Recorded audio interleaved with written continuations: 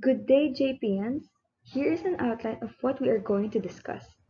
At the end of this module, you will be able to know the definition of situs of taxation, situs rules and its examples, double taxation, escapes from taxation, and tax amnesty and tax condonation. An inherent limitation on the taxing power is the situs of taxation, also known as territoriality, wherein the taxing power of a country is limited to persons and properties within and subject to its jurisdiction. Situs of taxation is the place of taxation. Situs rules are used to determine whether the tax object can be taxed by the taxing authority. The factors to consider in determining the situs of taxation are the subject matter, nature of the tax, and the citizenship and residence of the taxpayer.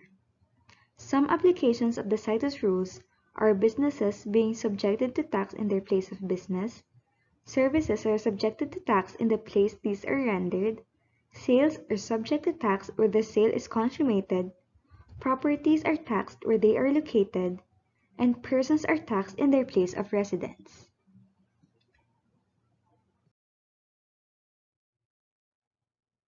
In simple terms, double taxation occurs when taxes are paid twice.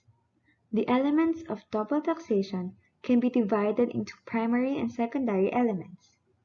The same tax object is a primary element of double taxation, while the same type, purpose, taxing jurisdiction, and period of tax constitute the secondary elements. There are two types of double taxation, direct and indirect. All elements of double taxation are present in direct double taxation, and this kind is objectionable and discouraged. Meanwhile, at least one secondary element is not common in indirect double taxation, and it is considered as legal or permissible in accordance to our tax laws. There is no express prohibition of double taxation, and indirect double taxation is actually prevalent in practice, such as the collection of both income tax and community tax from the same income of a taxpayer. However, the direct double taxation is especially burdensome to the taxpayers, and it violates the constitutional provision on uniformity and equality. In order to ease or avoid the burden of double taxation, the following remedies or ways to minimize its impact can be employed. First is the provision of tax exemption, wherein only one tax law is allowed to apply to the tax object. Next is allowing foreign tax credit, so that tax payments in foreign tax law are deductible against the tax due under domestic tax law. There is also the allowance of reciprocal tax treatment, wherein reduction or exemption in tax laws for foreign non-residents in the Philippines is applied if the Filipino non-residents in that country are also given the same treatment. Last is entering into treaties or bilateral agreements that allow countries to stipulate lower tax rates for their residents if they engage in transactions taxable by both countries. There are two categories of escapes from taxation: those that result to loss of government income and those that do not.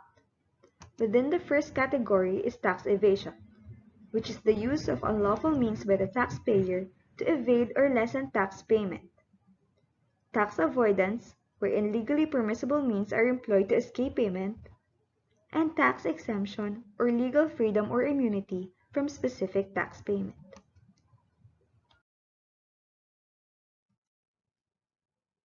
Under escapes of taxation that do not result to loss of government revenue are shifting, capitalization, and transformation. Shifting is common in business taxes where the burden can be passed to customers.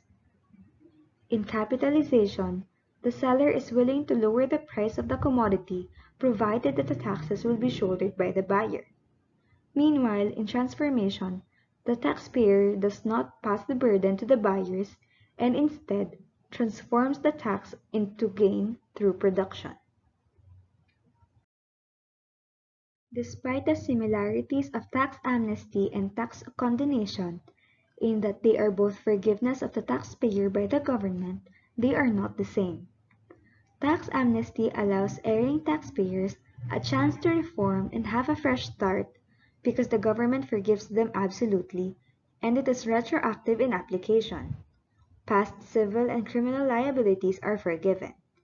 Meanwhile, tax condonation is the forgiveness of the specific taxpayer's tax obligation based on certain justifiable grounds and is applied prospectively or to a future unpaid tax balance.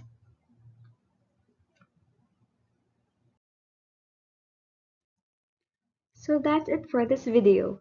Thank you for watching and I hope that you learned something today. Don't forget to check the description box for the practice quiz, and for more updates, follow us on our social media accounts.